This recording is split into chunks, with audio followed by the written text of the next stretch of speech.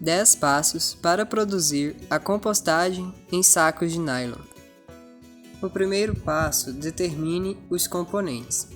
Determine os componentes orgânicos que representarão fonte rica em carbono e o nitrogênio, podendo ser da agroindústria ou resíduos domésticos. Exemplos que representam carbono são a casca de arroz, a casca de café e o bagaço de cana-de-açúcar. Já o nitrogênio são as folhas de árvores leguminosas, estercos de animais, tortas e os resíduos de abatedouros. No segundo passo, beneficie o resíduo composto de carbono. Esse passo consiste em preparar os resíduos. Esses resíduos devem ser secos e triturados a fim de acelerar a sua decomposição. No terceiro passo, gradue os sacos de nylon. Esses sacos serão graduados em 45 cm do seu tamanho total com auxílio de uma régua. Esses 45 cm devem ser divididos em 3 camadas de 15 cm cada uma. Essas camadas irão facilitar na identificação da proporção dos resíduos. No quarto passo, colete e beneficie os resíduos nitrogenados. Nesse exemplo, a coleta das folhas é feita após a realização dos passos 1, 2 e 3, para que o nitrogênio presente nas folhas não volatize antes que o material seja utilizado, sendo necessário separar as folhas dos galhos mais grossos. Quinto passo, enche os sacos de nylon com o resíduo de carbono. O resíduo agrícola de carbono é colocado nas 2 primeiras camadas, ou seja, ocupando 30 cm. Sexto passo, enche os sacos de nylon com o resíduo nitrogenado.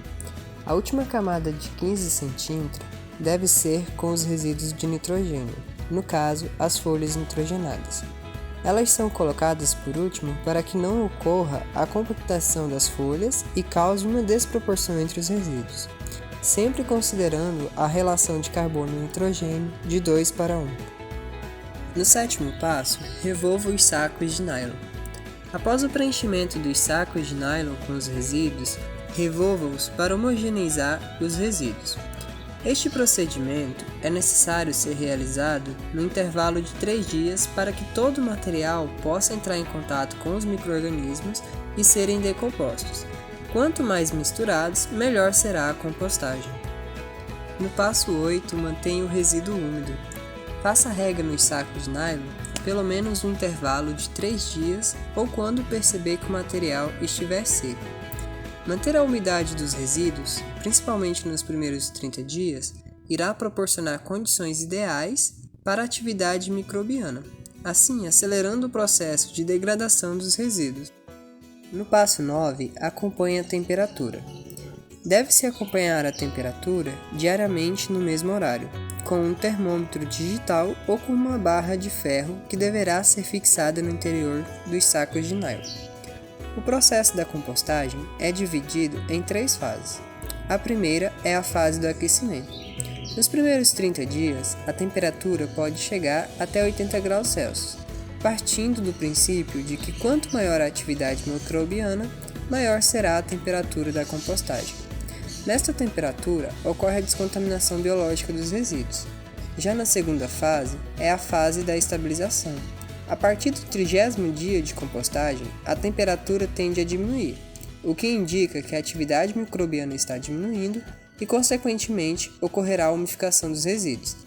Na última fase, que é a fase 3, corresponde ao final do processo da compostagem, aproximadamente 90 dias. O composto chega à temperatura ambiente.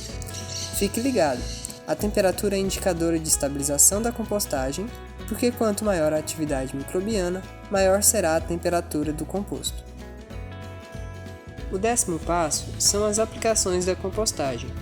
Quando a compostagem está pronta, ela não apresenta malodores, o cheiro é semelhante à terra molhada, possui uma coloração marrom escuro, úmida e aerada. O composto orgânico formado promove ganho nutricional às plantas, podendo ser utilizado como adubação de cobertura ou ainda como substratos. Vantagens: o produtor poderá utilizar pequenas quantidades de resíduos gerados em sua propriedade, e esse processo de formação do composto não gera mau odor. utiliza-se matérias-primas renováveis, não tendo a necessidade da adição de inoculantes ou qualquer outro aditivo, possui elevado potencial para uso em residências, diminui os custos de produção. Essa produção do composto demanda menor quantidade de mão de obra e também o armazenamento do composto pode ser no mesmo saco de nylon em que foi formado. Obrigado por assistirem até o final, compartilhem esse vídeo com os amigos, se inscrevam no nosso canal, deem um like e para mais informações entrem em contato conosco.